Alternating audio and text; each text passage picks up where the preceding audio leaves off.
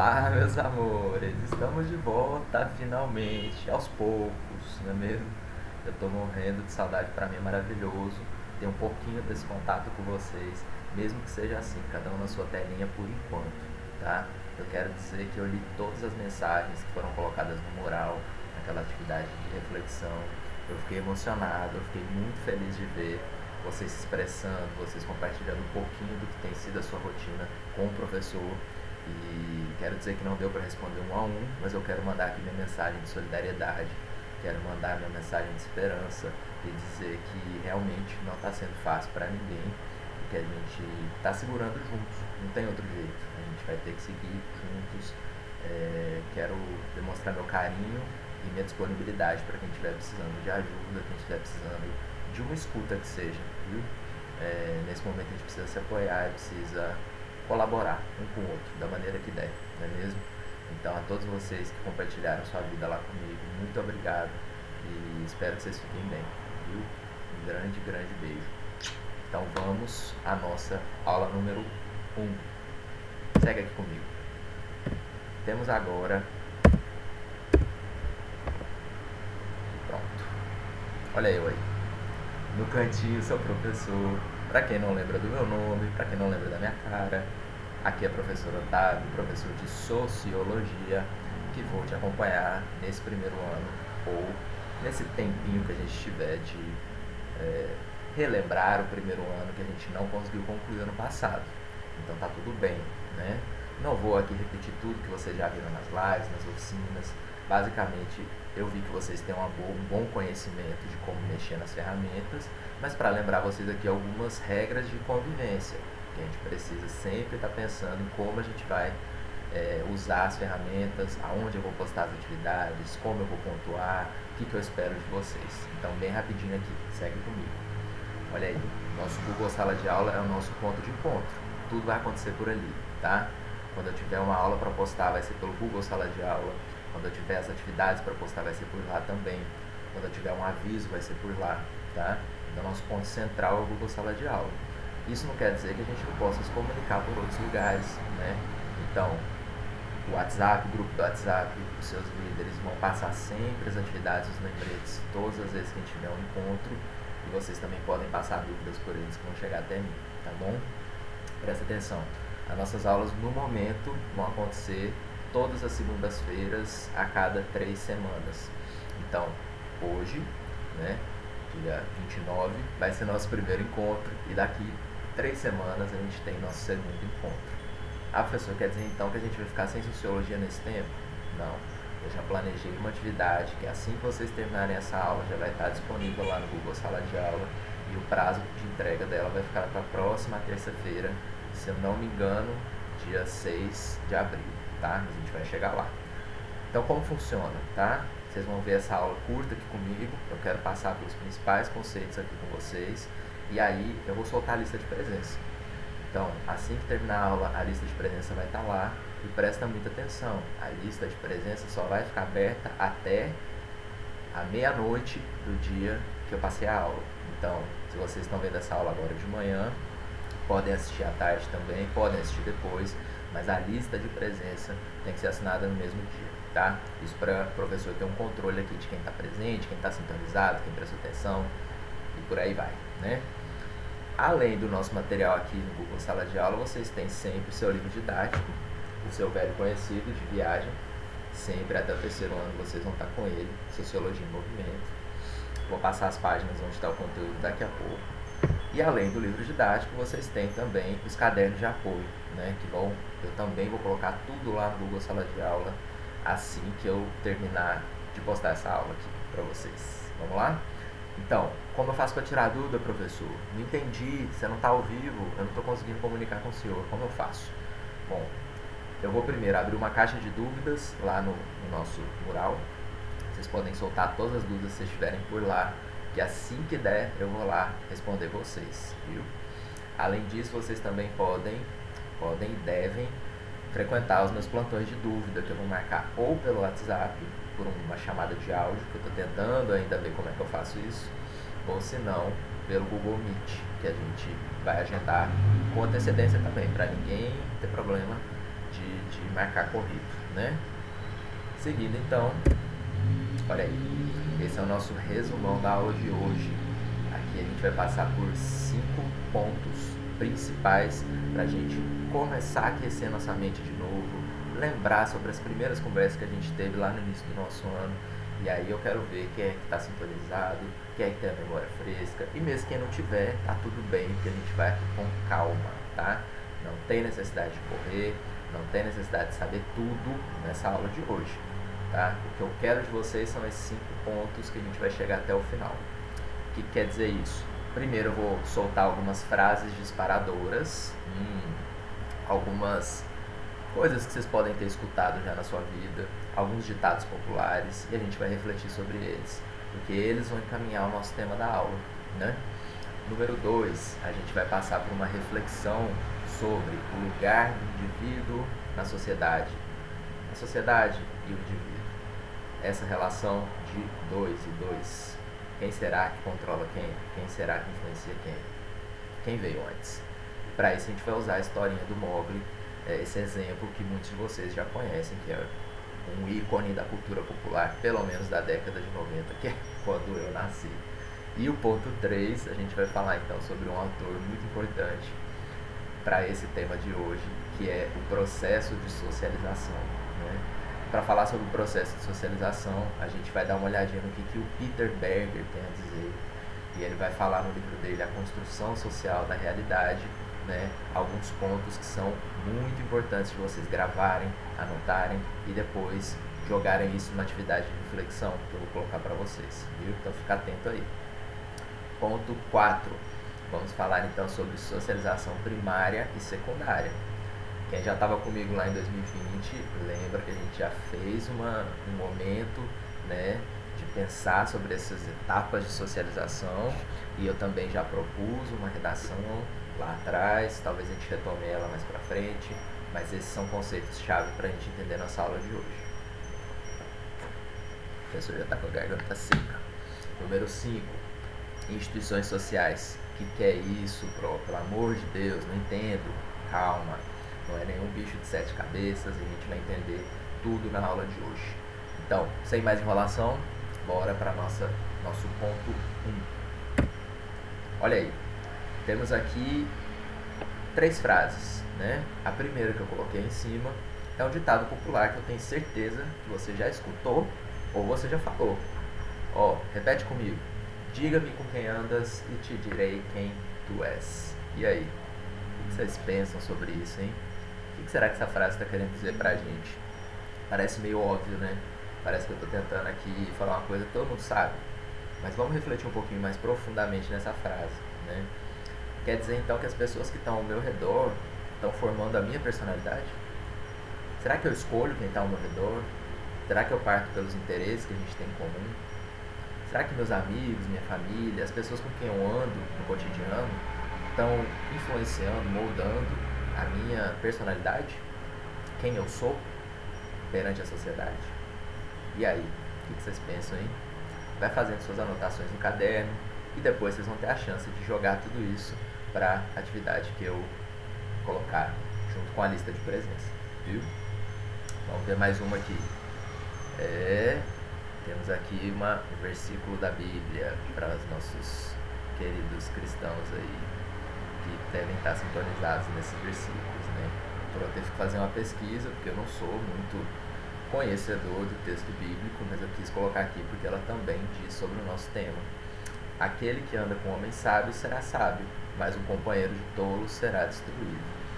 Então, esse ditado popular aqui de cima tem referências nesse versículo bíblico, né? Eles estão falando mais ou menos a mesma coisa. Com quem será que eu estou andando? Será que essas pessoas estão moldando quem eu sou? Será que além das pessoas que estão em volta de mim, eu tenho a chance de escolher quem eu sou, como eu me apresento para os outros? Qual é a minha personalidade, quem eu sou enquanto indivíduo? Para a gente refletir, pensa aí. E por último, a gente tem aqui uma frase do grandíssimo Jean-Jacques Rousseau. Até enrolei a língua para falar. O suíço, na verdade, que influenciou muito a Revolução Francesa, depois a gente vai ver isso. Mas ele vem falar a seguinte frase para a gente: o homem nasce livre e por toda parte encontram-se aferros. A ordem social é um direito sagrado, então ele está falando de algo que vem da natureza, né? Algo que vem do nascimento, que serve de base a todos os outros. Então a ordem social tem que vir antes para todos os outros direitos acontecerem, segundo Rousseau, não é a opinião do próprio, é a opinião do Rousseau. Tal direito, no entanto, não se origina na natureza, funda-se em convenções. Então, peraí, a ordem social é um direito sagrado, mas ela não se funda na natureza, ela não se origina na natureza, ela se funda em convenções. O que isso quer dizer? Quer dizer, então, que a gente precisa construir a ordem social através das relações que a gente tem com outras pessoas, né? Ninguém nasce bebezinho lá dentro, pá, tá tudo pronto. A gente precisa criar, a gente precisa se socializar, a gente precisa amadurecer, a gente precisa entender quem a gente é enquanto indivíduo antes da gente interagir e construir a sociedade com os demais, né? Então, para Rousseau, a gente nasce livre. Será? Fica aí a questão. Quero que vocês pensem sobre isso também. Então, se a gente nasce livre e vai se encontrando a ferros, os desafios da vida que vão chegando até nós, né? Os obstáculos, as disputas, as brigas que a gente tem com outras pessoas, será que tudo isso vai moldando quem eu sou, então? Olha que ele está falando isso lá, ó, 1757. Ó, quiz rápido, 1757. Estou falando do século... Que século é esse aí? Quero ver quem lembra, hein? Bom, vamos para o nosso ponto 2. Vamos para o nosso ponto 2. Cheguei. Olha para esse slide aí, antes de eu falar qualquer coisa. Vamos interpretar ele juntos. Gente, eu tô falando um pouquinho rápido porque eu não quero aqui tomar uma hora do seu tempo, né? Eu sei que vocês são a geração do jogo rápido, então vocês vão estar com o olho aqui na minha tela e o olho no YouTube, no Instagram, no WhatsApp, então eu quero concentração de vocês por pelo menos uns 20, no máximo meia hora aqui com vocês, tá? Presta atenção nesse segundo ponto aqui. Olha as figurinhas que a gente tem na tela. Aqui eu tenho um indivíduo, uma pessoa, um sujeito, né? Com todas as suas cores, as suas marcas, a sua individualidade, sua personalidade, suas características, né? Seus interesses. Ele está aqui refletindo sozinho. E do outro lado eu tenho um grupo de pessoas em volta dele. Então tá o verdinho aqui no meio, que é ele ou ela, e em volta as pessoas que estão ao seu redor. E a pergunta no meio, quem influencia quem? Né? Será que somos nós, indivíduos formados, prontos, que vamos construir a sociedade, que vamos tomar decisões que vão decidir, por exemplo, o futuro do nosso bairro, a escola que eu estudo, né? As crenças, as culturas que vão ser passadas para mim? Será que somos nós, indivíduos, que estamos influenciando e mudando a sociedade? Será que a gente tem esse poder?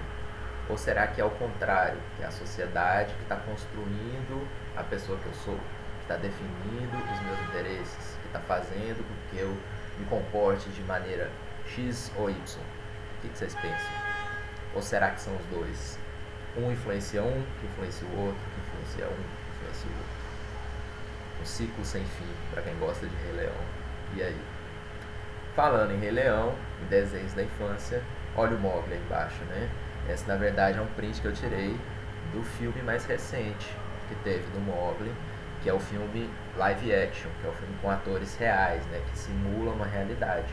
Não é o desenho lá que eu cresci assistindo, mas a história basicamente é a mesma. Vamos lembrar que conta a história do Mowgli, bem rapidinho. Depois, se vocês quiserem, façam uma pesquisa aí para quem ainda não assistiu, né? É um filme muito interessante e a gente pode trabalhar com ele de novo aqui na aula de Sociologia, né? Basicamente, o Mowgli está falando pra gente que um menino, né, na Índia, eu acredito, ou no Paquistão, foi abandonado pela família, e ele acaba perdido na floresta, ainda recém-nascido, e foi criado uma matilha de lobos, né, um coletivo de lobos, então por animais não humanos. E a partir da infância toda dele, ele aprende a se comportar como um lobo. Ele não se enxerga enquanto humano porque ele não sabe o que é ser humano, né? E aí ele começa a andar nas quatro patas como um lobo, ele uiva que nem um lobo, ele ataca outros animais junto com a sua matilha, com seus irmãozinhos lobo. E aí ele tem um momento de choque, né? Quando acontece o choque? Quando ele vai se tornando um pouco mais adulto, adolescente, né? Um pouco mais velho.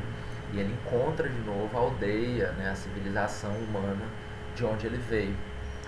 E aí ele tem uma relação muito esquisita, ele não consegue se enxergar naquelas pessoas. Ele não consegue perceber que ele é um daqueles seres humanos, né? Porque na cabeça dele ele é um lobo. Ele nunca entendeu o que é um ser humano, porque ele nunca viu outro ser humano. E aí quando as pessoas olham pra ele, elas falam assim, não, espera aí, ali tem um menino humano, tem uma pessoa na cabeça deles, né? Mas está se comportando que nem uma besta, um animal selvagem. E aí eles tentam domesticar o Mowgli, eles tentam colocar roupas no Mowgli, eles tentam fazer ele andar em duas pernas, né, que nem um ser humano, que é bípede. Eles ensinam a língua dos humanos pro Mowgli, e aí ele passa por um outro processo, que é um processo forçado de se socializar enquanto um ser humano. Mas ele nunca perde aquilo que estava dentro dele, que é a sua identidade loba. Lógico que isso é um conto, né, mas é pra gente refletir sobre esses espaços onde a gente se constrói. Porque a primeira coisa que eu quero que vocês gravem na sociologia e pra vida: ninguém aqui nasce pronto. Ninguém nasce pronto, né? Essa ideia que a gente vem assim, um pacotinho pronto, ó, pá, jogou lá do céu, chegou aqui, e aí a gente já vai, já tem uma personalidade, já tem gosto, já tem interesse. Não. Se eu nascer no mesmo contexto que eu estou agora, eu vou me desenvolver de uma maneira. Se eu tivesse nascido lá do outro lado do mundo, em uma família com uma religião diferente, com uma língua diferente, com culturas diferentes, eu poderia me comportar de uma outra maneira, né? Lógico que as minhas características biológicas provavelmente seriam as mesmas, mas a minha característica cultural, que é a que está na minha mente, como eu me enxergo, ela vai sendo moldada pelas pessoas que estão ao meu redor. Então, a reflexão aqui que eu faço é: eu e os outros, vocês e o professor, vocês e sua família, seus amigos, quem está ao seu redor, a escola, os ambientes onde a gente frequenta, estão moldando quem a gente é. Fechou? Vamos para o ponto 3. Ponto 3. Partiu. Olha aqui. Senhorzinho simpático, olhando para o lado, refletindo, pensando: quem é esse careca, professor? Aqui temos o famoso Peter Berger. Famoso para mim, né, que estudei sociologia. Vocês provavelmente nem sabem quem é, mas vamos conhecer agora. O Berger, ele veio lá da Áustria, né, ele nasceu na Europa em 1929, então início do século 20, né? E ele definiu, já faleceu, mas ele definiu muito do pensamento que a gente tem sobre o processo de socialização, tá? Que é o tema da nossa aula de hoje.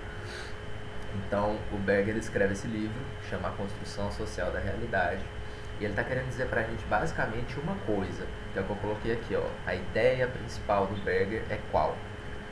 Ele está dizendo para a gente que nós, sujeitos sociais, a gente se constrói, a gente se torna quem a gente é através da interiorização de hábitos da comunidade que estão ao nosso redor, que está ao nosso redor, né? O que é isso, professor? Presta atenção.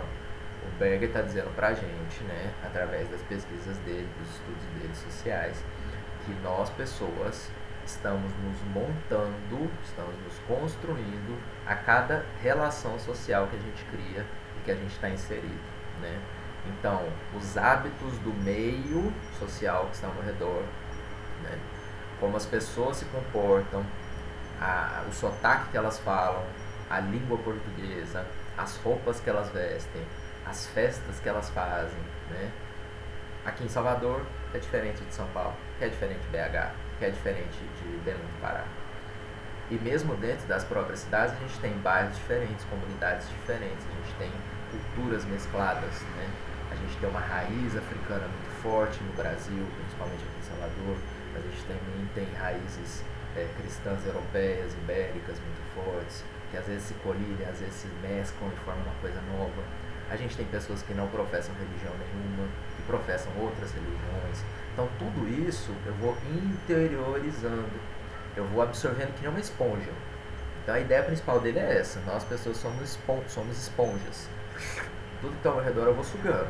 Não quer dizer que tudo vai ficar, mas eu sugo e aí eu vou fazendo seleções ali na minha cabeça. Ah, isso serve pra mim, isso aqui eu não concordo tanto, isso aqui é bom, isso aqui é massa. Então eu vou formando quem eu sou através desse meio. Faz sentido? O que vocês acham do que o Berger está falando? Concordam? Concordam? Explica aí pra mim depois. E aí ele vem com essas ideias principais aqui. Ó, Na verdade, a ideia central é essa que está à esquerda, né, a minha esquerda aqui. E os conceitos que eu quero que vocês gravem sobre Berger, anotando aí no seu caderno, fazendo seus registros da maneira que preferirem, tá? Primeira coisa, já falei, o ser humano não vem pronto, tá? Então a gente não nasce com as características que a gente vai ter a vida toda. A gente tem algumas características básicas e depois a gente vai se moldando através da sociedade. Esse é o pensamento do Peter Berger, tá? 2. Os estímulos sociais ajudam a controlar os instintos biológicos. Então é isso que eu disse, né? Talvez a gente tenha uma tendência hormonal a se comportar de uma maneira, ou genética, né? De construir meu corpo, se formar de uma tal maneira através da genética que vem da minha família, ou, né? Como a minha biologia, meu DNA está se comportando. Mas a nossa cultura, os nossos hábitos sociais, eles vêm para dar um jeito nisso tudo e colocar essa pessoa biológica finalmente, então, enquanto uma pessoa social. E 3, a gente faz esse processo de absorção, de esponja, através de 3 momentos, né? A gente passa por aprendizagens. Então, por exemplo, esse momento que vocês estão tendo aqui comigo, né? Por mais que eu não esteja vendo vocês estão absorvendo coisas que eu estou passando, que vocês vão filtrar depois e ver o que serve e o que não serve para vocês. Imitação, né? Uma pessoa que gosta de praticar esportes ou de dançar ou de, enfim, tem uma repetição ali, né, de um comportamento de uma outra pessoa que você está imitando para você aprender. Seu instrutor, seu professor, ou até mesmo um pastor da igreja, ou um professor, né? Você imita as coisas que ele está dizendo, falando, e não necessariamente isso é ruim, né? O ruim é quando você se deixa levar, quando você não tem mais consciência própria, você só reflete por si mesmo, né? Quando você não reflete por si mesmo, na verdade, né? Que é ruim. E o terceiro modo de eu sugar a sociedade, por assim dizer, é por identificação. Então, se eu gosto de uma pessoa, admiro uma pessoa, ela é uma influenciadora digital, ela é uma referência, uma celebridade que eu admiro, ou mesmo minha mãe, meu pai, meu avô, né? Eu identifico aquela pessoa e eu passo a absorver traços daquela pessoa para mim. Legal, né? Isso que ele está dizendo. Então aqui está bem resumidinho para vocês o que o Peter Berger está dizendo sobre o processo de socialização, tá? Se quiserem dar uma pausa aí, eu vou continuar, mas aí vocês tomam uma água e voltam, beleza? Ponto 4. Bom, como que acontece, né? Como a gente já viu, a nossa socialização não acontece da noite para o dia, não acontece no momento que a gente nasce, né? A gente tem etapas de socialização. Então, a partir do momento que eu tô ali, me formei enquanto um bebezinho, né? Eu posso ali ter uma família ao meu redor, eu posso crescer longe da minha família, eu posso ter outras pessoas que estão cuidando de mim, como enfermeiros, ou eu posso estar, né, em vários espaços, e aí vai depender da vida de cada um, o que cada um teve, não tem certo nem errado, né? Mas a gente tem um momento primeiro ali, porque a gente bebezinho, a gente não sabe direito o que é esse mundão que a gente está vendo. É tudo muito confuso, né? São cores, são movimentos, são formas, são palavras que a gente não entende que são palavras, são sons, né, ruídos. Desde a barriga lá a gente está sentindo tudo isso. E aí a gente tem o que a gente chama de socialização primária, tá? Então olha a foto aqui. Foto não, né? O desenho que eu coloquei.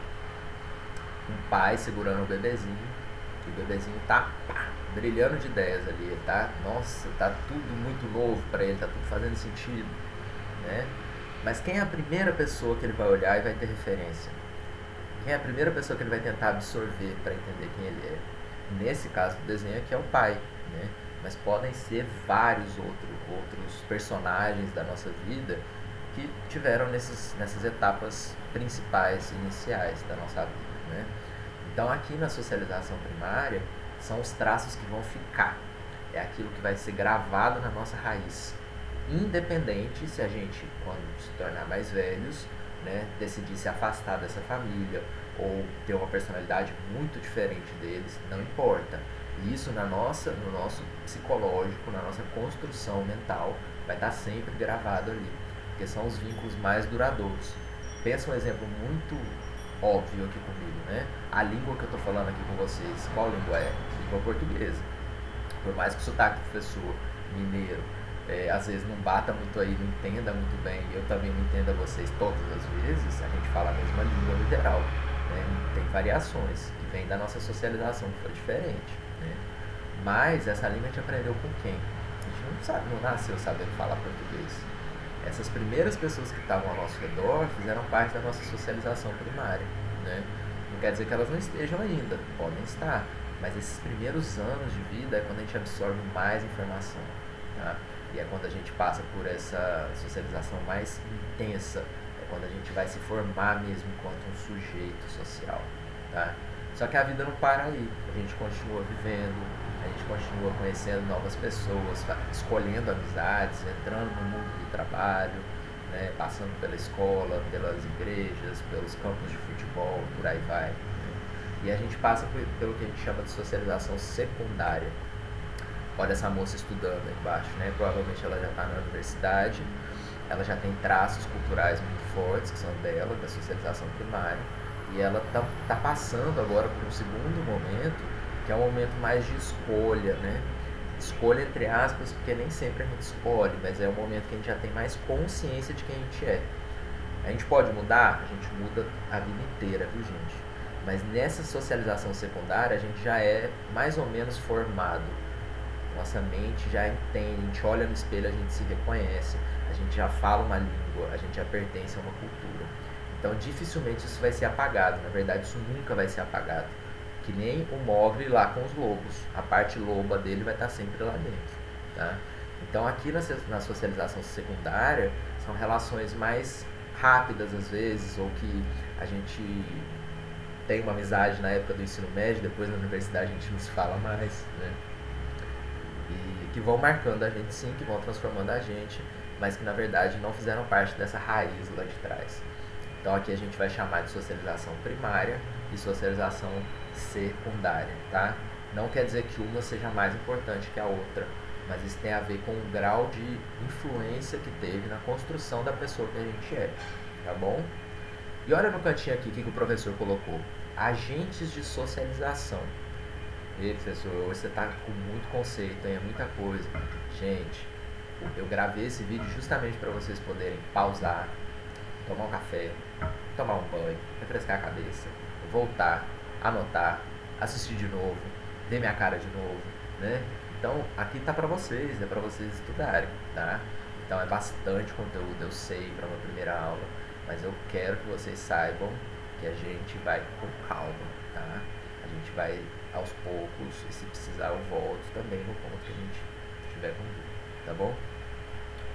O que são os agentes de socialização, professor?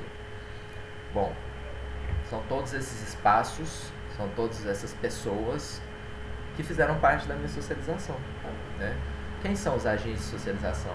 São os grupos de amizade que eu pertenço, né? O meu grupo do Zap, meu grupo de jovens da igreja, meu time de futebol do colégio, meu clube de teatro, por aí vai, né? São referências de autoridade, como um professor ou diretor, diretora do colégio, a polícia, infelizmente, ou políticos, governadores, pai e mãe, né? São figuras de autoridade que exercem poder.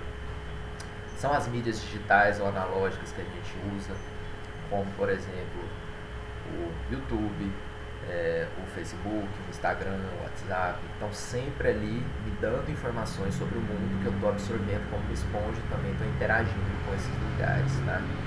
E o meio social que eu vivo, tá? Então, o lugar onde eu estou convivendo vai ser muito determinante também na pessoa que eu sou, né? Então, se eu moro num bairro X, eu vou ter um reconhecimento geográfico daquele lugar que também vai influenciar na minha identidade. As pessoas que eu vou conviver pertencem àquele lugar, por mais que eu mude depois, aquilo vai continuar comigo. Então, esses são os agentes de socialização, tá? As etapas de socialização são as etapas primárias e secundárias, e os agentes de socialização são aqueles que atuam no meu processo de construção da minha personalidade enquanto indivíduo. Certo? Vamos para o nosso último ponto, está chegando ao fim. Olha aqui, falei para vocês então, né, que a gente tem cada um uma socialização própria, que a gente passa por momentos muito individuais, mas que essa construção de cada um de vocês que está assistindo não aconteceu sozinha, né? Então os agentes de socialização, eles vão estar sempre presentes para moldar e para dar direções para a minha personalidade. Então essas referências que eu tenho, essas pessoas que estão ao meu redor, que vão me ensinando coisas da cultura da qual eu pertenço, né, vão me ajudando a formar a pessoa que eu sou. Mas aí a gente chega numa questão da sociologia que muita gente confunde, tá? E eu quero que vocês vejam o quanto é simples. Tem um nome complicado, que vai demorar um pouco para fixar, mas é muito simples, tá? A gente vai chegar no nosso último ponto da aula de hoje, que são as instituições sociais. E agora pegou, hein? O que são as instituições sociais? Eu acabei de ver então que eu passo por 2 períodos de socialização, primária e secundária, e as pessoas e o meio e os influenciadores que estão em volta de mim são os agentes de socialização. Mas acontece que nem tudo, na verdade quase nada que a gente faz em sociedade é sem regras, né? A gente sempre tem normas de convívio, a gente sempre tem um comportamento que a gente deve seguir ou que esperam da gente seguir em certos espaços e lugares, né?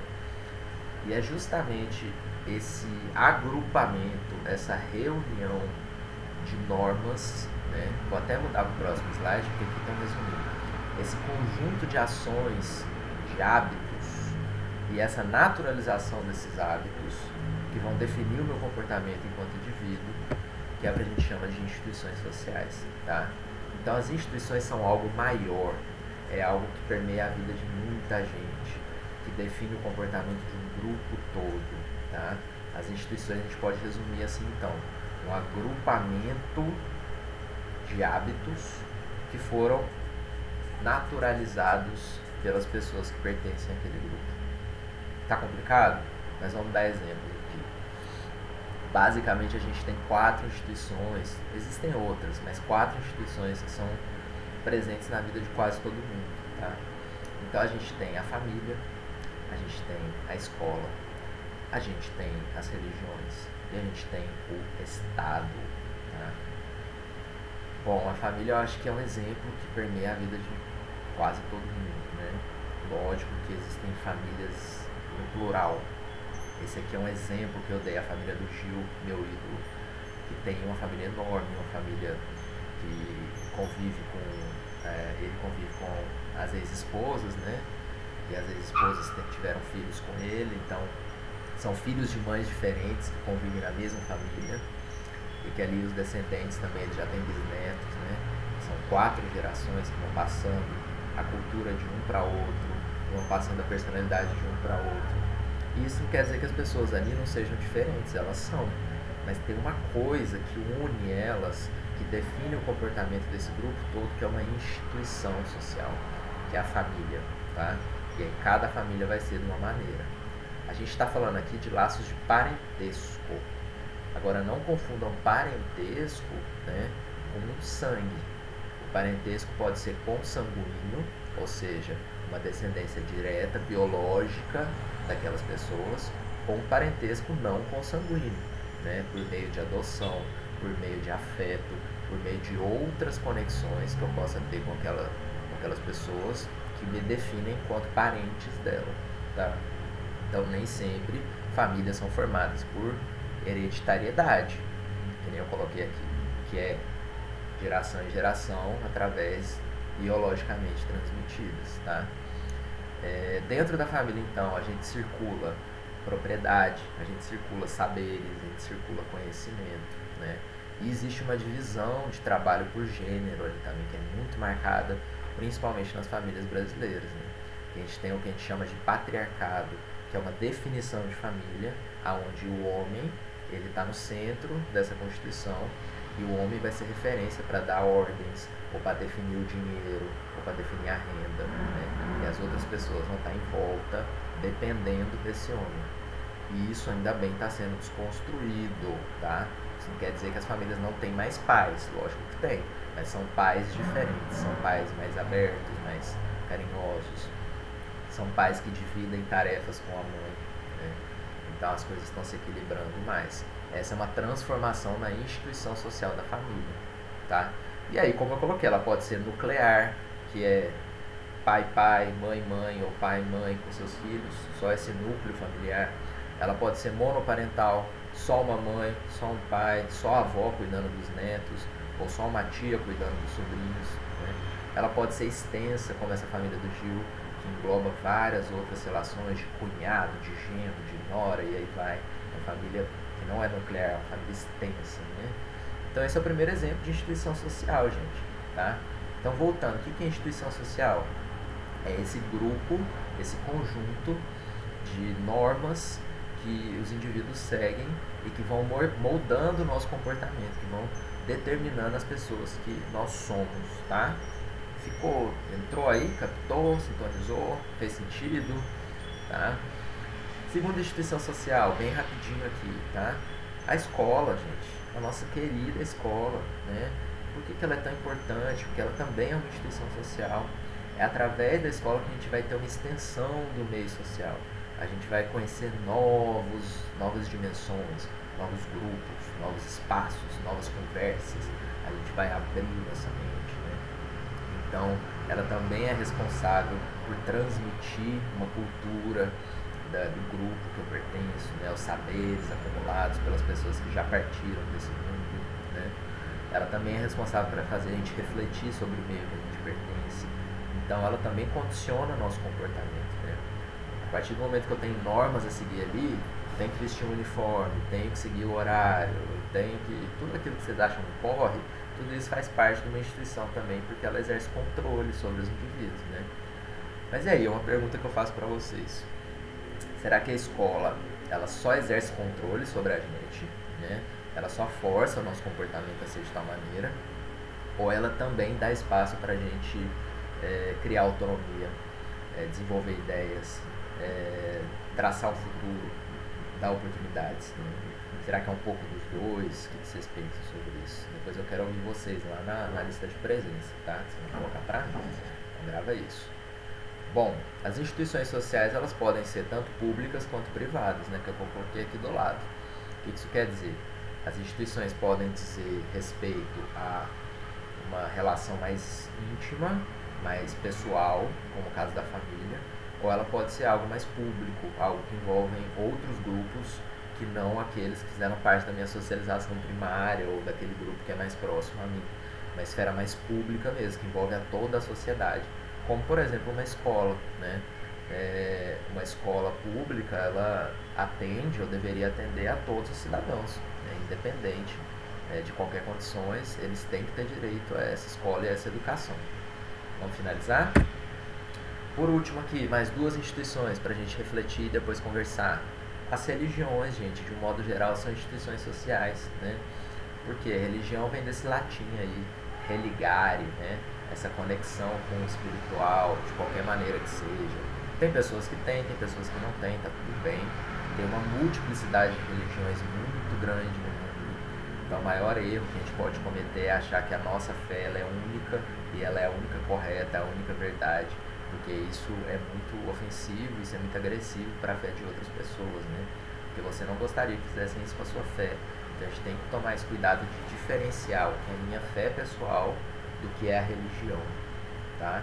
Porque a religião é algo maior, ela é uma instituição, ela está determinando comportamentos também. Então, dependendo da religião, eu tenho um rito para seguir, eu tenho que ler a Bíblia de tal maneira, ou eu tenho que receber o santo seguindo tais passos, né? Eu tenho uma dança para fazer, eu tenho um canto para fazer, eu tenho pessoas para respeitar ali dentro, uma hierarquia. Então, essas normas vêm da instituição social, tá? Por isso que ela é uma instituição social. Então a gente tem religiões que são monoteístas, que creem em um só Deus, veneram uma só divindade. A gente tem religiões politeístas que cultuam um panteão de deuses, uma família divindades. E a gente tem religiões ateístas, né, que não acreditam em nenhum Deus propriamente dito, mas acreditam em outras forças do universo que atuam, né, na nossa espiritualidade, tá? E ela também é muito importante, né, porque quem pertence a uma religião sabe que ela oferece um espaço fora, né, daquele núcleo familiar que eu tenho. Por mais que a família esteja na mesma religião que eu, ali você vai conhecer outras famílias, outras amizades, você vai expandir o seu círculo social. Então isso é muito importante também, né? É uma instituição social que nos dá a possibilidade de interagir e criar novas relações, tá? Bom, por último, Estado, né? Eu não vou me adentrar muito no Estado aqui, porque a gente vai discutir o Estado no segundo ano, muito. A gente vai falar sobre o Estado no segundo ano, sobre relações de poder, né? Mas basicamente, para vocês gravarem que o Estado também é uma instituição social pública, né? Da esfera pública, e aí o que define o Estado, né? Basicamente são essas três coisinhas aí: um povo, um território e soberania. Então, quando eu tenho um povo que compartilha valores em comum, né, que tem ali uma cultura semelhante, ou que vem de um espaço, de uma localização própria, desse território, né, definido, que eu tenho ali as margens, os limites, as fronteiras, por exemplo, do Brasil, e eu tenho soberania, que é o aspecto mais importante. O que é soberania? É eu ditar as próprias regras do meu jogo. Eu não depender de mais nenhum outro estado para poder me julgar ou definir minhas regras, né? Então aí eu tenho um estado, tá? O estado, então, ele vai definir trocas, ele vai definir pactos, vai definir o controle social das pessoas, né? Vai definir nossos direitos e deveres. Então, sem o estado a gente não teria acesso à escola pública, por exemplo, né? Mas o Estado também faz com que pessoas fiquem fora da escola porque são presas injustamente, por exemplo, por aparatos de polícia ou por conta do racismo institucional, né? Então a gente tem aí uma questão do Estado ser tanto um possibilitador quanto também um agente que tira liberdades, né? Então ele oferece liberdades e tira liberdades. Por isso que é tão difícil, né, discutir Estado. A gente está sempre negociando liberdade e controle, tá? Autoritarismo e participação popular. Estados que são mais autoritários têm menos participação popular. Estados com mais democracia têm menos autoritarismo. Lógico que tem várias nuances aí, né? Mas basicamente é isso, tá bom? Então vamos resumir aqui de novo, ó. Instituições sociais são um conjunto de ações, de hábitos, de modos de agir, de normas que foram naturalizadas, foram incorporadas pelos indivíduos e que vão ajudar a definir o comportamento das pessoas que fazem parte dessas instituições. Fechou? Tá certo? Qualquer dúvida, lembra, vai lá na caixinha de dúvidas e no plantão que a gente marcar a gente vai trocar ideia sobre isso também. Pronto, chegamos ao fim, olha aí. E agora, o que eu vou fazer? Vou refletir. É muita coisa mesmo, eu sei. É o primeiro ano do ensino médio, vocês agora estão numa fase nova de conhecimento, né? Se eu quiser dar uma estudada a mais, eu vou lá no meu Sociologia em Movimento, o meu livro, Sociologia, na página 88 até a página 97. Eu vou ter todo esse conhecimento aí para me amparar, fazer exercícios e tudo mais, tá? Além disso, vocês também podem ir no seu caderno de apoio, que eu vou postar aí, que é um caderno de Sociologia para o primeiro ano, e vocês vão lá na trilha 3, e na trilha 3 está falando sobre o processo de socialização. Tem exercícios, tem música, tem links, tem vídeos, tem várias coisas que vocês podem fazer, que depois eu vou passar como atividade pontuada também, mas não agora. E é bom vocês já irem se familiarizando com esse material, tá? Para finalizar, meus queridos, vamos lá, último gás, tá? O que vocês vão fazer agora? Terminou de assistir o vídeo, vão abrir sua lista de presença, que é o formulário que eu vou postar lá na sala de aula, agora, tá? Vocês vão preencher a lista completa, vão ver que todos os itens lá são obrigatórios, tá? E cada pessoa tem que responder o seu, porque o professor vai saber se você copiou de um amiguinho, ou pediu para alguma colega fazer para você, ou você pegou da internet. Se bem que é difícil pegar na internet, né? Porque Sociologia tem que botar os miolos para rodar mesmo, gente. Não adianta ficar copiando e colando não, porque eu vou saber, eu vou ficar muito chateado, tá? Então a lista de presença vocês preencham lá, tem algumas perguntas sobre a aula de hoje, para eu saber que vocês estavam sintonizados e prestando atenção. Qual é o prazo para entregar essa lista? Sem muita negociação, hein, gente? O prazo é hoje, meia-noite. Então, dia 29, até meia-noite, a lista vai ficar aberta para vocês preencherem, tá? Além disso, vocês vão ter uma semana para fazer atividades sobre instituições sociais, que eu vou postar também lá no Sala de Aula, que é um outro formulário com charges que muita gente já fez ano passado, tá? Então, se vocês fizeram no passado, eu estou repetindo essa atividade para dar a chance de fazer de novo, de repensar, de reescrever. E aí é só mandar lá pelo formulário que eu vou corrigir e eu vou dar uma nota aí, dependendo do nível de reflexão que vocês colocaram na atividade, tá? E por último, compartilhe o conteúdo com seus colegas, né? Eu quero saber quem não está tendo acesso a essa aula, quem não está podendo assistir, quem não está tendo acesso à sala de aula, ao WhatsApp, para a gente poder imprimir os materiais e poder mandar pelo colégio, tá? Então eu preciso que os líderes de turma me avisem no privado, lá no Zap, que a gente vai conversando, viu? Falei demais, minha garganta tá seca, eu tô morrendo de saudades, eu quero muito ver vocês cara a cara. Agora não dá, a gente precisa se cuidar, o negócio tá feio, tá pior que o ano passado, gente, eu não tenho como mentir sobre isso, né? A gente tá atingindo níveis aí de 3 mil mortes por dia, então a gente tem que se cuidar. Eu quero todos vocês bem, saudáveis, pro nosso grande reencontro aí quando der, viu? Sucesso, o professor tá aqui, a gente se encontra na próxima. Valeu!